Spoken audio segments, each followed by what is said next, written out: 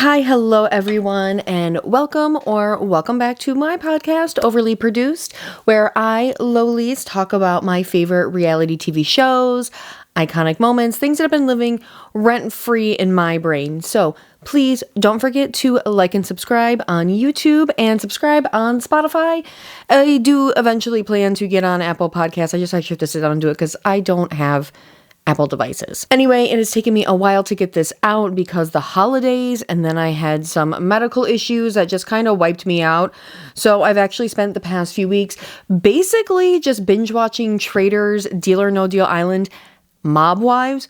Oh my God, where has that been in my life? And I also watched a show called Second Wives Club, which does have some interesting housewife ties and ties to other old kind of forgotten reality shows. So if any of those are anything you might be interested in watching, well, let me know. Well, videos about those things anyway, or if you've watched them, you can totally do that too. We're gonna move on to what today's video is about, and today's video is going to be another overly produced book club because today I'm going to talk about Bad Mormon by Miss Heather Gay of Real Housewives of Salt Lake City. Her second book, Good Time Gal, just came out. Well, not just anymore. It actually came out 2 months ago at this point. And I do have it. I started reading it already. I do want to talk about it. But first, I felt like I had to talk about Bad Mormon. I did read this when it first came out, but I did reread it so we could actually discuss some of the highlights and key points of what goes on in this book. Now, I will say that I am actually a fan of Heather Gay, which I know, especially after this season that just aired, season 5 and 4, a lot of people have not liked Heather, but honestly, I'm really a fan of most housewives. There's maybe 5 or 6 that I really just cannot stand. But I find Heather especially fascinating for a couple reasons. One is that on the show, we're actually actively watching Heather deconstruct from her religion, which is a very complicated thing to go through. And it's something that I think is unique for each person. And it's something good for people to see. But she's always been at odds with herself, so she kind of had to leave her religion to become herself.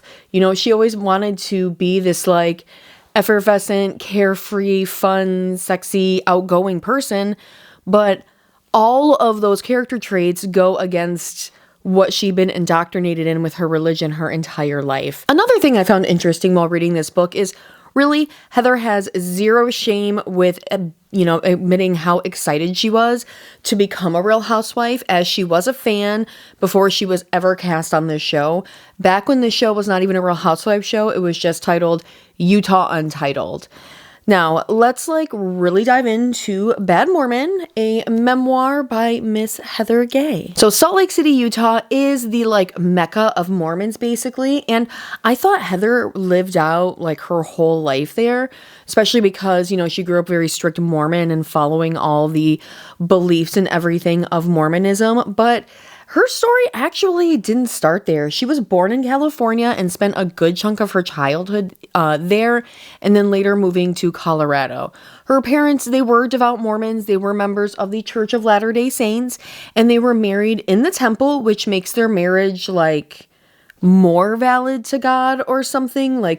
You're bonding your souls together for eternity, so when you die, you will be together even in death. And on paper, that sounds super romantic and sweet, but the after result is here in the real world, you are allowed to wear special Mormon garments, which doesn't sound like a great trade-off for me because they don't actually look comfortable and they can be hard to disguise under a lot of clothing, but I'm sure both of those are kind of the point of garments as well, to restrict what you can wear and to make people uncomfortable in their own bodies. But in their eyes, these garments must touch skin because they give you special protection that comes straight from God. And if you're a woman who wears a bra, it goes over the garments. Yeah, you're putting a bra on over a shirt. Just just upping the discomfort with this. Anyway, enough about garments, because though I do find it fascinating, it does also feel weird to be thinking about somebody's underwear all the time. So I'm not gonna continue on anymore. And let me just say, if you wear garments, I am not judging you, really. I don't care. You do you. Do whatever you want to do in the privacy of your own home, or, whatever you have going on under your clothes. I don't care. What I do care is when you judge other people for what they have going on under their clothes. I just ask that people not judge other people, because we're all weird and we all do weird stuff. Moving on, Heather actually is the middle child of her family. She has 2 sisters and 3 brothers, some of which who she actually became estranged with over time due to their views on their religion, or more importantly, what the Mormon faith, what kind of role it would play in their lives. We do see in season 2, actually, that Heather reconnects with a sister who she somewhat shunned because the sister lives a more secular life, like drinks and smokes. She married somebody outside of the faith. And she also spends time with her brother, who said after hearing her story and what Heather went through and how she's starting to deconstruct, he realized that Heather was right on a lot of things, and he also realized that he was raising his daughters in a cult, and he felt like a terrible father and that he failed his family. It's honestly really heart-wrenching to hear what Heather's family goes through and what so many other families go through, all because of this religion. Because Heather's parents were married in the temple and their souls were sealed, that also meant that Heather and all of her siblings were born into the covenant, which I guess offers extra protection from the evils of the world. And it's recorded on your Mormon permanent record. Because yes, of course, Mormons have a thing as a permanent record. We used to joke about having permanent records all the time. Well, we learned later as we became adults that wasn't real unless you're Mormon. Heather clarifies that Mormons don't say things like praise Jesus in church or speak in tongues, because they think that kind of stuff is too fanatical. Which, the speaking in tongues thing, she says that like that's super common in all Christian churches, and I don't think that's the case. I think that only happens in like specific ones, and I've only been to a bunch of Catholic churches, and I've never seen a Catholic person speak in tongues, but they do say praise Jesus. Do they? I think they might sing it. Anyway, because Heather grew up Mormon in a very Mormon house, she thought a lot of things that Mormons do that secular people would think are abnormal, that was very normal for her. She knew not everybody was Mormon, but she thought because her family was, they were more special. Heather didn't really have like a real concept of like religion and God when she was young, which, to be honest, I don't think many kids really understand like religion and like grasp it when they're like really young, but maybe I'm wrong. While they lived in California, Heather's father, this guy's wild. He was studying Russian, and he eventually became employed to work with the FBI, working on Russian counterintelligence. Like, that's insane. Heather's dad was in the friggin' FBI, like, fighting the Russians during the Cold War. This is crazy. And then, being in the FBI, it's kind of, I feel like, it's like being in the military a little bit. Like, you end up moving around to different field offices.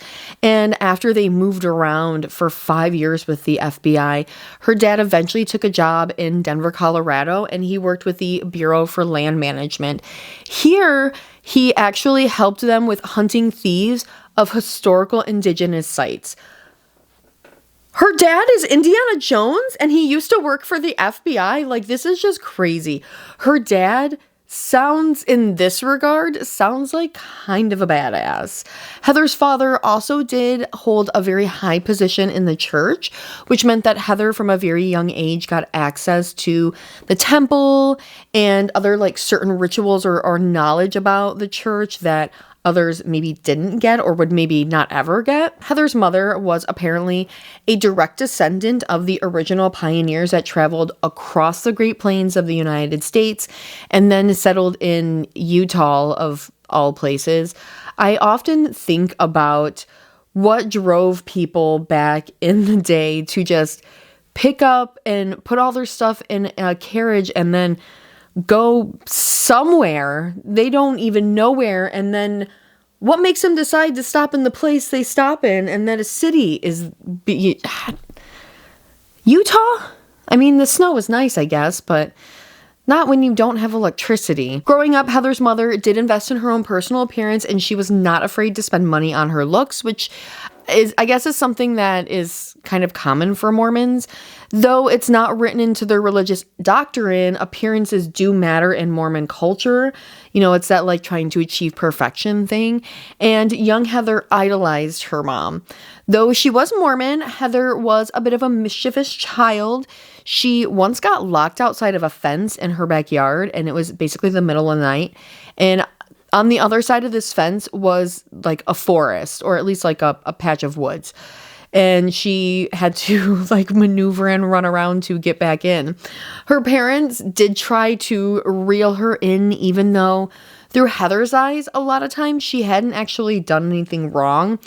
One of the many instances that she was at odds with herself. She also internalized a lot of emotions as a young child, which I did too, and all children do. And she began to realize her parents didn't want her to be this fiercely independent woman. They wanted her to be quiet and obedient, to keep sweet is the commonly used phrase. Because Heather was a girl, it also meant she had to learn how to do family, motherly wife things like do chores and cook dinner. Getting a chore card was kind of like a rite of passage for Heather in the family. It meant that she was growing up and becoming an adult. So at 8 years old, she began to start cooking dinner for the whole family, which is crazy. Like I knew I could do some like basic cooking when I was 8, like grilled cheese or like scrambled eggs and like ramen and stuff, but I'm not entirely sure I could like totally see the stove properly. I don't know how tall 8-year-olds are on average. I don't know how tall I was. But, you know, Heather is in training to become the perfect Mormon wife and mother. And this is something that all Mormon women look forward to doing, allegedly. While living in Denver, obviously not everybody was Mormon, but it really was all Heather knew, and it was her normal. As she got older, she began to realize that they did things that other people didn't, like the garments. Heather knew her parents wore them and probably never really thought about if other people did, because why do you think about people's underwear? But she kind of got a rude awakening about garments once when she was at a soccer game and her father was there. He may have been the coach. I can't remember. And her dad actually got into a fight with some guy. I don't know what it was about. And the guy yelled at him to take his daughter and his funny underwear and go home. This was the first time that Heather truly realized that they were different from other people, other families. After the fight, she went home. She told her mom about it. She later heard her parents conversing about the fight and what that man said about the garments and like laughing it off. Her mother telling him to wear like a different kind of garment shirt so he could hide it under his clothing better. This started to normalize it again for Heather. But it did plant a seed of doubt in Heather's mind. As Heather hit puberty, she and all the other young women took classes through the church called the Young Women's Organization, where they learned how to be good wives, daughters, mothers, Mormons, basically how to obey, and how to attract a partner by walking the guidelines provided by God. But young Heather is not the quiet, submissive type, not even in this class. And her boisterous personality continued to get her in trouble both in the church and at home. The church and her parents thought her behavior was due to her insecurity about her weight, which she never mentioned her weight at all until this moment. And it wasn't until her father said anything to her that she was even insecure. And he told her that he knew that she was acting out because she was insecure about her weight. And in order to help her with her insecurity and to get her weight down, they were going to get up at 5 a.m. every day and walk. Like, she's fucking 12 years old. And her dad is sitting her down, telling her she's fat and they're going to lose weight, just shaming his daughter's body. This is what the Mormon faith is about. Outward appearances over the mental health and well-being of your 12-year-old daughter. It's disgusting. It sounds so traumatic, to be honest, to have your own father tell you that you're fat before you've even finished puberty. She just wants her dad to encourage her to be who she was and not tell her that she's overweight. It was honestly really sad to read, and at first I thought her dad was super cool with being FBI Indiana Jones, but this like ruined it for me. Like, he sounded like crap. While in Denver, Heather's father also switched careers, and he ended up owning several Arby's fast food restaurants and video store franchises. I miss video stores so much. I actually drove by one like a few months ago, and it was a blast from the past, and it was amazing. And I did go in there. I did not rent anything because I did not live around there, but it was awesome. Anyway, the latter of those two jobs is what took Heather's family to Salt Lake City. She was about to start her freshman year of high school, so she thought this could be a fresh start. She'd be around all these Mormons, Mormon capital, and it would be so easy to be wholesome and follow the straight and narrow because everybody is living by the ideals of the Mormon faith. That was 100% not the case for her. On her first social outing with two girls from school, they pressured her to make out with a boy. Turns out he was dating a girl from the school, and these two girls knew it, and they set Heather up. She was already in training for Real Housewives, and she didn't even know it. It didn't even exist yet. So the next day when she saw like the girlfriend, she approached her just like any Real Housewife would do, and she apologized. She had no idea. She felt so bad. The girl told her, it's fine. I actually am not old enough to date. My parents won't let me. We were just talking, so he's not my boyfriend. However, the girl was disappointed that he would just make out with some girl he first met in like the back of a car or whatever. So they both ditched the guy and became friends. As Heather grew, she began to realize that the world and all of its people and their actions are not always just black and white. Life and everything in it has a gray area that they live in. Heather also at this time, while she was getting older in high school, began to get in a little bit of like regular teenage trouble where she would like sneak out and go partying, and you know, as much partying as like Mormons do anyway. But they were like all teenagers, and Heather also had hormones like all teenagers. They began to hijack her brain like all teenagers. But the weird part is that her bishop then sat her down in his office privately at the church and interrogated her basically about her sexual history, any kind of sexual thoughts, even asking if she masturbated. A grown man is sitting with a teenage girl in his office and asking if she masturbates and how far she's gone with a guy. His questions were extremely detailed, and honestly, it's really gross to read what she went through. And on top of it, like, she felt that this guy was disappointed in her. The disappointment of a man who she doesn't even know, who is judging her, a teenage girl. And it's disgusting. Like, this is just gross. The worst thing about it is she says that she felt his disappointment in her.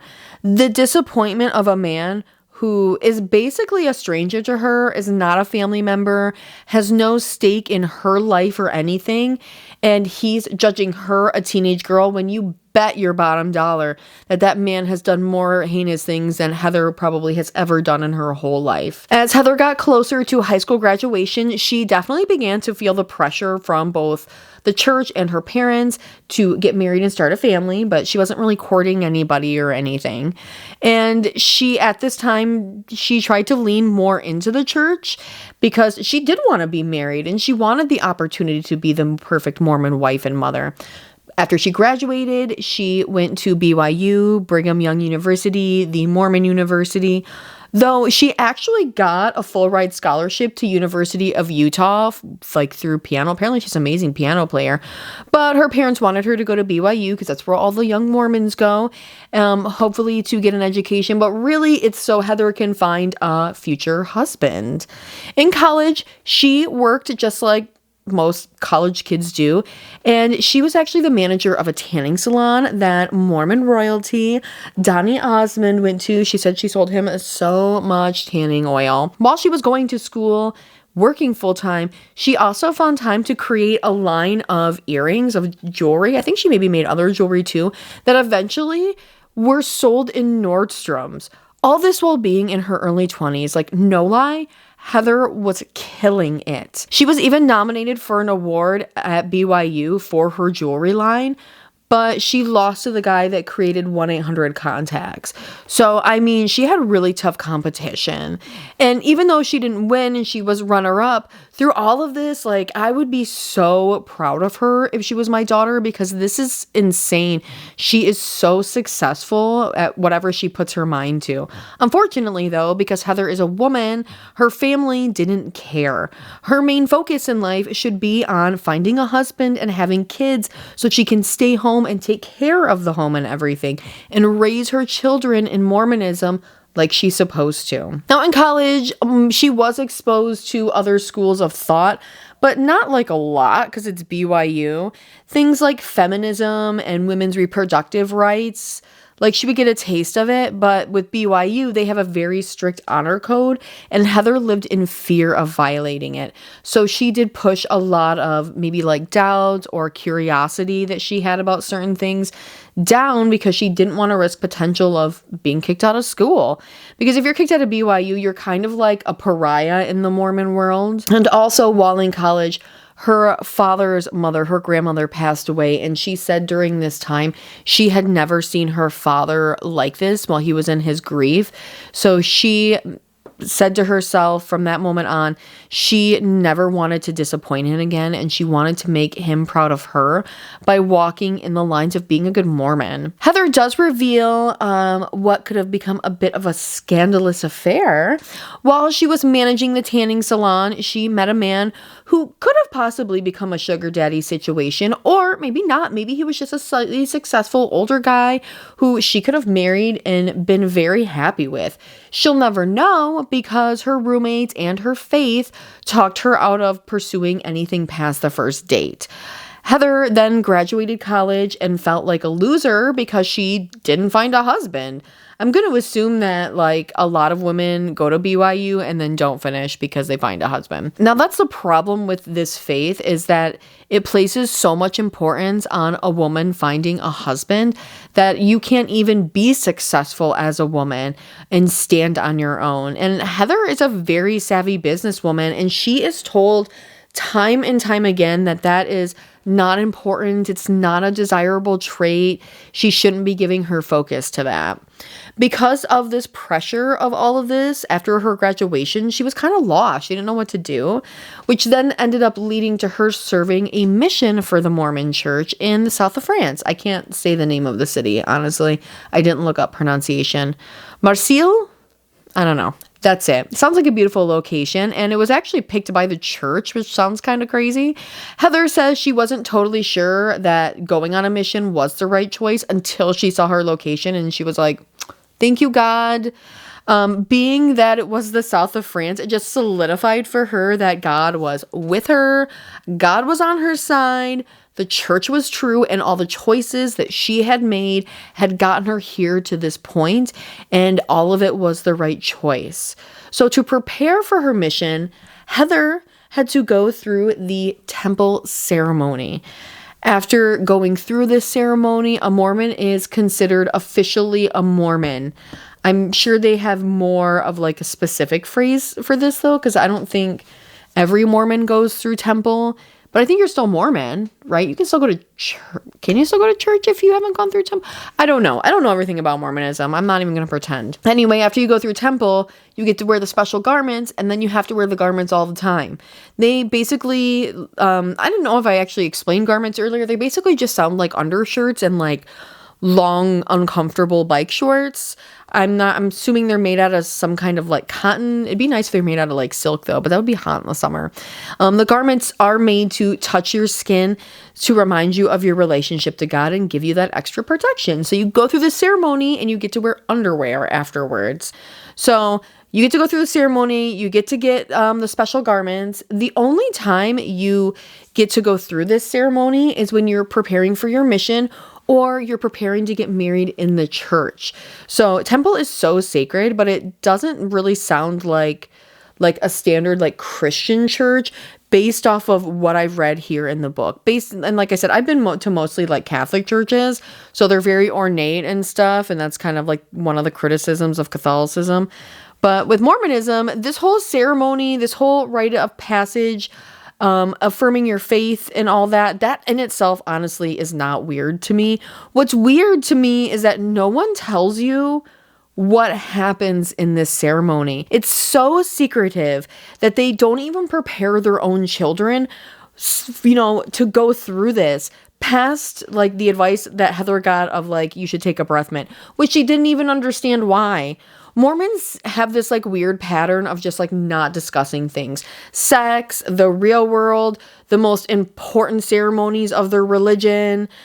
They don't want to discuss it. They take a vow of silence. Heather talks about the first time that she also saw garments. Once when she found them in her mother's bag in her closet.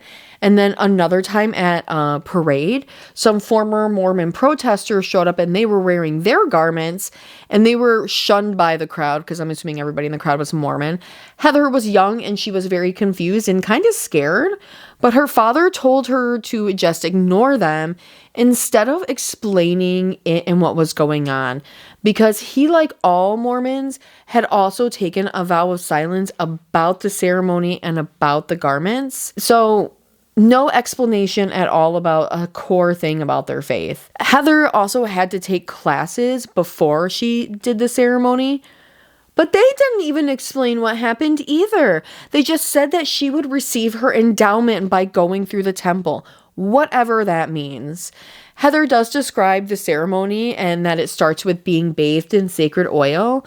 I'm not sure exactly what makes the oil sacred, and that she changes into like new garments, which once again on paper doesn't sound weird, as a lot of cultures through history have bathing rituals to prepare for religious reasons. And I've always been interested in things like bathing and beautification rituals from other cultures. After this ritual, she then puts on her new temple garments and she goes into a big room where her parents and other members of the community are, and the whole ceremony sounds really weird and hokey, and it didn't answer anything for Heather. Apparently they'll watch a movie about Adam and Eve, which seems like at that point kind of redundant. Like, haven't you all heard it a bajillion times? And then they put on a special green apron that's supposed to signify the fig leaf that Adam and Eve wore. Heather stumbles through the ceremony looking at others to see what they're doing, because once again, nobody told her what they're supposed to be doing and what's going on here. And you're not allowed to speak during the ceremony, so she couldn't even ask her mom a question. She felt weird during parts, but she assumed it was just because she wasn't spiritual enough to get it, which I think it's just because it was weird.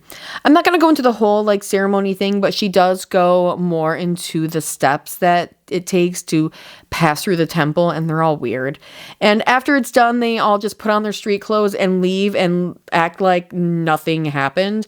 And that makes Heather feel a little more crazy. But now Heather has received endowment and can begin going through missionary training at the center to prepare for her mission and to learn French.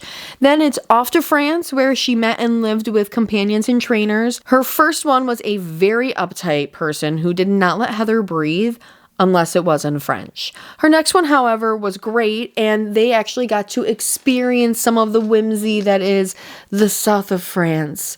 A lot of mission work, though, was kind of hard. It involved either going door to door to try and either convert people, sign them up to come and get baptized, or to connect with other existing Mormons who are outside of Salt Lake and ensure that they're following the teachings properly and to help them with everyday life. One of these Mormons that needed their help was a single mom of a teenage son who had special needs. This woman is a zealot and got Heather and her fellow young, naive female missionary to help her basically try to torture this demon she thought her kid had.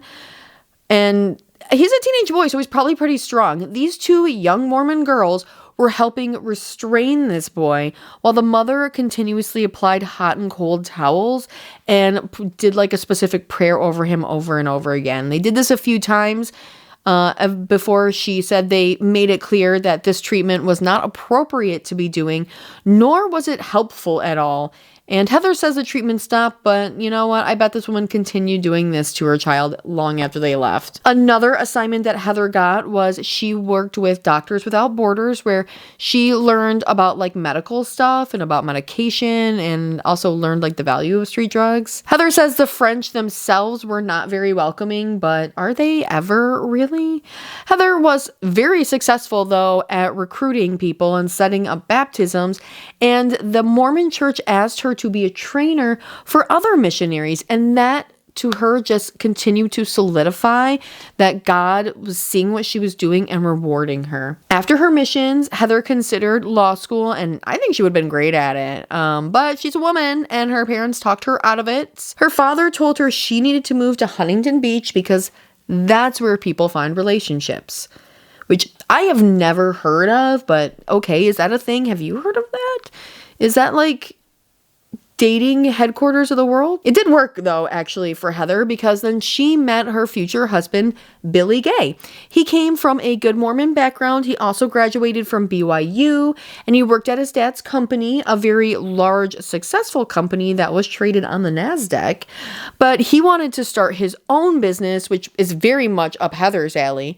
He had begun to do filmmaking, focusing on extreme sports. Because see, this was back when if you wanted to see like extreme sports, like cool skateboarding videos or something, you had to like watch a VHS or rent it, or maybe you might catch the X Games on ESPN too, if you were lucky. Heather and Billy went on a trip to Hawaii, and this is actually where Heather found out that Billy's family was super rich, like rich, and they were also Mormon royalty, as his grandfather helped form the Mormon Mafia in Vegas. I'm sorry, what? And he worked for Howard Hughes, the OCD millionaire. I mean, maybe to be billionaire standards.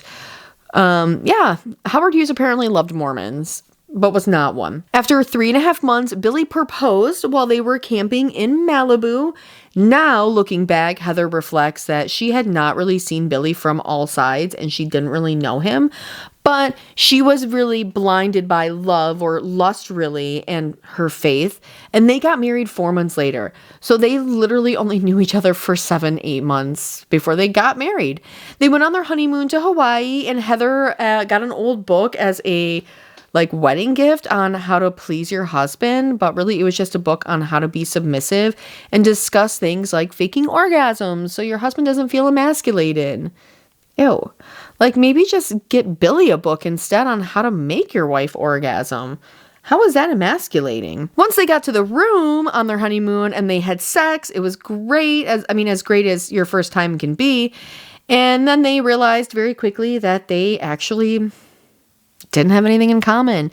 And they ended up not really spending a lot of time together on their honeymoon outside of sleeping, eating meals, and having sex. Oh, they did go to a leper colony on their honeymoon. Mormons, man. When they got back home to Huntington Beach, they fell into traditional, unhappy married life. He bought her a Porsche, and she spent her time nesting in their home.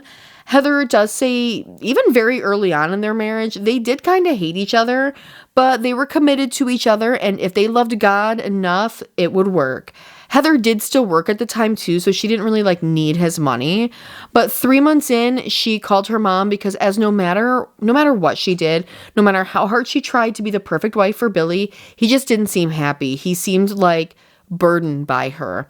Her mom told her she's married now, so she has to suck it up and make it work. Heather says, well, I could divorce him, which is not something that anyone in her family had done before. Her mother told her she can't do that. You can't get divorced. You got to figure it out. Figure it out. She basically told her you need to stay miserable all because of their religion. So Heather just molded her life to his and what he wanted to do, and she was miserable. But now she was married, so the next step is babies. And Heather had her first daughter, Ashley, and she had someone to give all of her focus and love to who would reciprocate it. When Ashley was 2, Heather then gave birth to their second daughter, Georgia, and the status quo in the house kind of continued. But 9 months later, she was pregnant again with her third and final child, Annabelle. Having the 2 babies back to back and now having 3 total completely exposed Billy and just how little that he was going to be doing for the children. Heather realized that she was alone in this. She was a single married mother. Once Heather was done having babies and life began to settle into routine, Heather began to do photography as a hobby, and it quickly turned into a business for her. Billy then made it a whole business model, and Heather would go and she would take photos of the temple, and then she'd give it like a cool edit, like a sepia or something, and then people would buy these stylized photos that they had framed because apparently Mormons are supposed to have a picture of the temple in their home. Because Billy's the husband and Billy set up the business, he had the final say on everything. You know, even though this is really Heather's work. So when he told Heather that the person who did their framing found a graphic designer who would do the same thing that they did for half the price, this was all over before Heather even had any sort of say in any of it. Heather admits that her marriage was fake. It was just for appearances, but at the time she didn't care because her life was mostly good. The harder that she tried with Billy, the more he pulled back. So instead, she leaned into the church. Heather was invited to be the Relief Society president and work with women who needed guidance. This gave her purpose and it filled her days, and she saw this as a reward from God. Like, God saw that she was struggling in her marriage after a decade. She's been married to this guy for 10 years. And God felt that she deserved this. And the straw that kind of broke the camel's back was the baptism for her daughter, Ashley. Billy was dragging his feet and planning everything, trying to insert control over the situation by trying to change the time after they've sent the events out and paid deposits and scheduled things. There's going to be, I don't know what you call them, like a bishop there, a church leader. Like she spent a lot of time organizing, planning, designing the menus, or not menus, invites. She's been sending all this stuff out, working very hard without any input from Billy. He took no part, and Billy actually ended up showing up late to his own daughter's baptism and got all the glory because he's the man, the head of the household.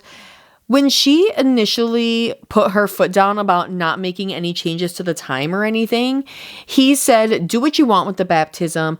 I'll move out next week." What a fucking man, baby. Trying to control his family when really, if he had just participated in things, it could have gone exactly how he wanted.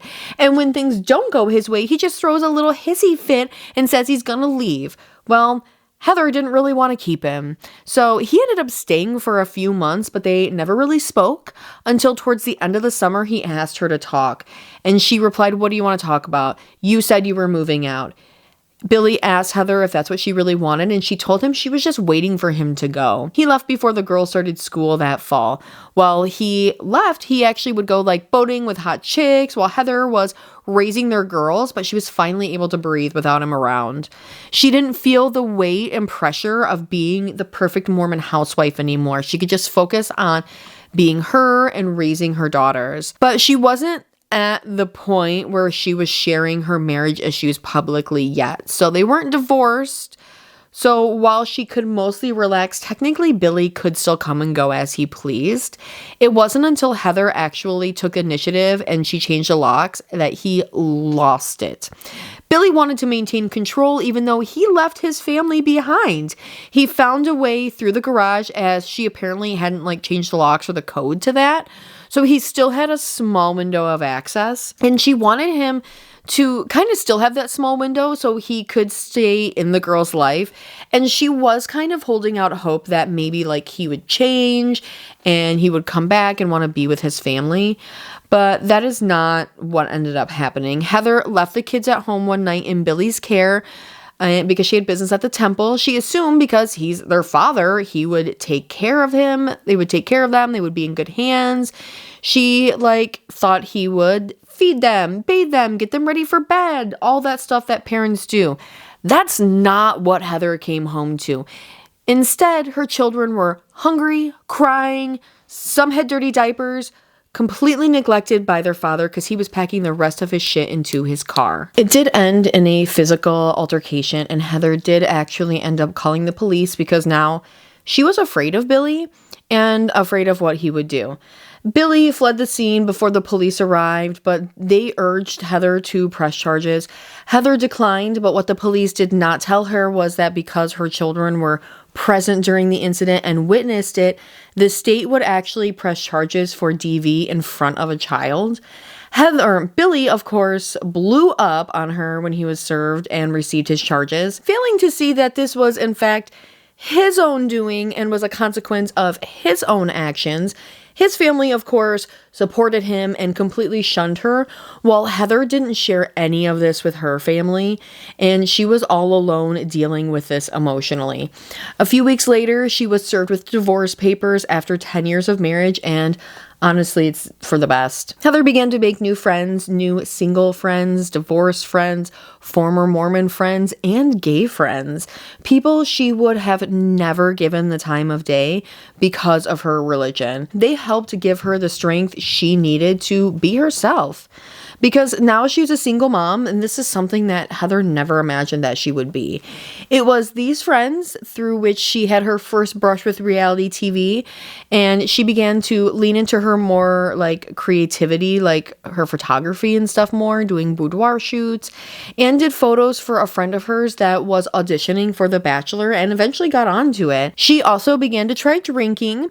One night she went out with friends, and while she didn't order any drinks for herself, she mooched off her other friends' drinks, a sip here, a sip there, and then she got behind the wheel of a car, not thinking at all about the fact that she had been drinking and she was probably impaired. Heather was pulled over, and while she wasn't arrested, she was charged with a DUI, which was then lessened to a charge of reckless driving, because apparently she was not actually above or even at the legal limit. She was below the legal limit, which explains why she wasn't arrested. Also, sorry, a side note, my husband just came home a little bit ago, so if you hear a bunch of noise, it's because my cats are really excited and they're like freaking out. Anyway, because they're like playing now. They're all riled up. Anyway, eventually she opened up to her brother about her divorce, and she told him that she did not want to fix the marriage when her brother asked her if she was going to try to. Christmas was coming, and they planned for Heather and her girls to fly to his home and spend Christmas with him and his family. After she arrived, he told her he also invited Billy because, after all, he is the girl's father. However, Heather needed a break from all of the crap with Billy, and her brother, being a patriarchal asshole, decided to just invite Billy instead of enjoying his time with his sister and nieces, his own flesh and blood. Heather tried to keep it together as long as she could publicly, but at a Relief Society meeting, she basically snapped and told them honestly she did not care about any of this as her husband left her. And then her first counselor looked her in the eyes and told Heather to run and don't look back. This is a woman who had been in the temple for almost 50 years. She was married in the temple, and she was the first person from the temple, from the faith, to tell Heather it was okay to not be married. It was okay for her to be happy being her. The first person in the church, and maybe the only person in the church, and the first person in her life to tell her to do what was best for her. I bet this woman saw herself in Heather and decided that she needed to be for Heather what she needed at one point and maybe didn't get. And I really hope that this woman is doing well. Eventually, news of Billy leaving spread, and it created a huge amount of stress for Heather. And on top of her legal stuff and trying to be a present mother, she just hit her stress boiling point, and she woke up one day with Bell's palsy and one side of her face was paralyzed. Heather saw this as punishment from God, and it was there to humble her. Of course, it was temporary because now she's on the show and we see she's not like dealing with that anymore. After a year, the divorce was final, though Billy still paid bills. Heather didn't get any of her own money anymore, and a girl needs Botox. So Heather leveraged her photography skills in exchange for free injections and treatments, and she eventually got her foot in the door to a place called Visage MD, which Visage is French for face, and I learned that from the Michelle Visage. And eventually Heather took over their social media and would run it in exchange for free services. Through doing this, she began to mingle with local celebs and influencers, including Miss Baby Gorgeous herself, Lisa Barlow, who she did actually know a little bit from her days back at BYU. One evening, Heather and another manager from the med spa planned a huge party to invite local celebs in, and it was a huge success. So successful that the doctor asked Heather if she wanted to buy the business. Heather Gay, boss bitch, is back. It was hard at first, but a few months in, she brought in an old friend, Dre, and they became business partners. They rebranded Visage MD to Beauty Lab and Laser, or we in the Bravo world just call it Beauty Lab. Through Beauty Lab, she would do a lot of promotional stuff at events, and this is how she met the second Real Housewife in her life, Miss Meredith Marks, mother of the Brooks Marks. Heather speaks very highly of the Marks family, and Heather, Lisa, and Meredith, they were very much like networking friends before they were real friends, as real of a friend as you can be on a reality TV show where they all get paid to be friends. Apparently, though, it was actually Meredith who recommended Heather to producers for the show. Heather also describes meeting Whitney Rose, who is a very distant cousin. They met through a boudoir shoot. I feel like it's like a 23andMe cousin situation, like, you know, how you find out you're related through that. Through this boudoir shoot, this is in the part of the book where Heather exploits Whitney's vagina. I will say Heather is like very descriptive of the shoot, but Heather also didn't have a lot of experience at the time with sensuality and sexuality. Did Whitney have room to be mad about this part of the book? Maybe a little bit, but she's also done like way more stuff on the show. I did find it weird though when after the shoot, Heather said she found a random thong that Whitney had taken off and like thrown, and Heather took them. She put them in her pocket. So she stole Whitney's underwear. Like, no one mentioned that. I think that's weird. Heather says that Lisa had always talked about being on a TV show or starting a TV show. So Heather wasn't really surprised to hear from an acting agent. She had an interview and she told them about being Mormon. And, you know, being Mormon, Heather was kind of used to like the probing questions from the church, but the questions from the casting director, it was different for her. She said it was more exciting to share all this info with an outsider. Now, there were several interviews with producers, and as she continued to do them, she began to spill more of her secret life on being a Mormon ex-wife. See what I did there? And the more she spoke with the casting, the more she felt like she was like becoming her true self. They then asked her to go through all her socials and compile a list of people that she would watch on a TV show. And this was where Whitney came into play for the show, which Lisa was not into. She actually thought Whitney would bring down the integrity of the show. Now, like most housewives, they didn't go into thinking that it was going to be a new Housewives franchise. OC was called Behind the Gates, New York was Manhattan Moms, and Miami was about women throwing dinner parties, which is like, what a concept, right? Now, the cast was rounded out with Mary M. Cosby and Jen Shaw. Heather didn't know Mary, but Jen was a regular at Beauty Lab, and the women all filmed like pieces for a sizzle reel together and at their homes and at Beauty Lab for the show Utah Untitled. After filming and doing additional interviews in California, Heather then went to her bishop and she told him of her plans to be on this unnamed reality TV show. He told her not to do it, but I am so glad that she didn't listen to this guy, because now we're getting to see a glimpse of a woman who is deconstructing from her oppressive religion, a cult that she was raised in. Kind of like what Olivia Plath was going through in Welcome to Plathville. These two women are deconstructing on national television, which makes something that is already extremely difficult even harder. But what Heather is doing might actually be an inspiration to somebody to leave and be their free self. In fact, like I said, it's in the second season that we see that Heather's story even touched her brother and made him open his eyes. Towards the end of the book, though, we get like a real insight as to why Heather is so ride or die for Jen Shaw, someone that she didn't even really know that well personally before filming. Jen Shaw, the woman who is currently serving time in prison for fraud, for ruining the lives of the elderly and vulnerable, even leading to maybe one of them ending their own life because they lost their life savings in a scam. Yeah, that Jen Shaw. Heather talks about after they were all cast on the show, Jen Shaw took her to New York, took her shopping at designer places. They hung out with the whole Shaw squad and went out to live it up in New York City. Jen even snagged Heather a man by literally just snapping her fingers. But before she would let Heather go with this guy, she went like full helicopter mom mode, demanding their location be shared with Jen, demanding to take photos of both their IDs, the guy and his brother who was apparently driving. She wanted permission for a background check, which conveniently this guy that Heather wanted to hook up with was on probation and actually had a very updated PDF of a background check on his phone and consented to him. That's a red flag, girl. She also took a picture of the license plate of the vehicle, and she told Heather that Heather had to call Jen and they had to be on speaker call the entire time Heather was with them.